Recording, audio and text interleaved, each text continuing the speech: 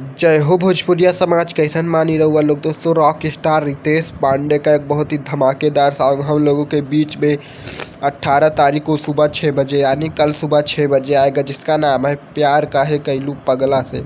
जी हाँ दोस्तों, आप लोगों को बता दें कि सुपरस्टार रितेश पांडे के साथ साथ इस सॉन्ग के सिंगर है अंतरा सिंह उर्फ प्रियंका सिंह। और दोस्तों, इस सॉन्ग में जो कि रितेश पांडे के साथ एक्टिंग करने वाली हैं उनका नाम है नीलम गिरी, जो कि एक काफ़ी मशहूर एक्टर भी हैं।